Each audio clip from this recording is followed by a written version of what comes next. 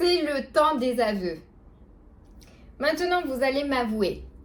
Est-ce que dans votre vie, depuis que vous parlez français, vous avez déjà dit « je le parle » ou « je lui écoute » ou encore, par exemple, « je lui invite ». J'espère que non. D'accord? D'abord, ces phrases-là, c'est des phrases qui sont fausses. D'accord? Il ne faut pas répéter ça. Ça, c'est faux. Et je vais vous expliquer pourquoi. Donc, le sujet de notre leçon aujourd'hui, c'est le, la, les et lui comme pronom. D'accord? D'abord, pourquoi on utilise des pronoms en français? Donc, comme vous pouvez le voir ici, dans ces phrases, par exemple, on va lire ces phrases. Je parle avec Jean. Je demande à Jean. J'invite Jean. D'accord? Par exemple, vous avez passé une soirée où vous appelez votre amie et vous parlez avec elle et vous expliquez ça. Donc oui, je parle avec Jean. Je demande à Jean, blablabla. J'invite Jean. Donc, d'accord? On parle comme ça, c'est très bien. Mais vous voyez que je répète trop Jean. D'accord? Jean, Jean, Jean. Il ne faut pas répéter en français. En français, quand on répète, d'accord, c'est comme une erreur. Il faut utiliser d'autres mots. Il faut faire des autres phrases pour ne pas répéter. D'accord? Donc, qu'est-ce que vous pouvez faire? Eh bien, justement, pour ne pas répéter les compléments de la phrase, parce que ici, dans ces phrases, Jean n'est pas le sujet. D'accord? Le sujet, c'est toujours je.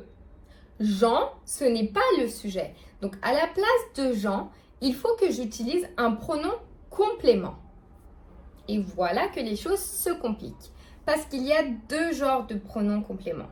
Tout d'abord, il y a le pronom complément d'objet direct. Et ensuite, ce que vous voyez de l'autre côté, il y a le pronom complément d'objet indirect. Qu'est-ce que ça signifie? Tout d'abord, il faut que vous saviez que si c'est un pronom complément direct qu'on doit utiliser, on utilise le, la, les à la troisième personne. Mais si c'est un pronom complément d'objet indirect, on utilise lui et leur pour les troisième personnes. Qu'est-ce que ça veut dire?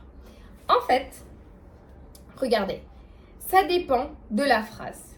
Si dans la phrase que vous utilisez, le verbe normalement, c'est un verbe qui utilise la préposition à, alors après le verbe, ce qui vient, c'est un pronom, c'est un complément d'objet indirect. Donc si j'utilise à, c'est un complément d'objet indirect. Mais si je n'utilise pas à dans la phrase, alors c'est un complément d'objet direct. D'accord? Par exemple, avec le verbe inviter, comme il y a ici, écouter, accepter, regarder, ces verbes n'utilisent pas à, n'est-ce pas? Je dis je regarde la télé, donc je la regarde.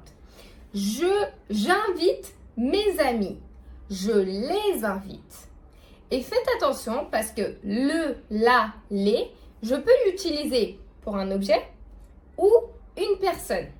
D'accord? Donc ça peut être un objet et une personne. Tandis que de l'autre côté, pour les COI, donc pour les compléments d'objets indirects, ça peut être seulement des personnes. Et comme exemple, regardez, ici je vous ai mis quelques verbes.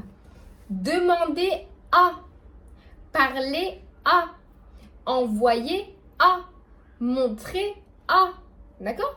Parce que avec ces verbes, je dois utiliser à. Je suis obligée d'utiliser à. D'accord? Comme je suis obligée d'utiliser à, ça devient un COI.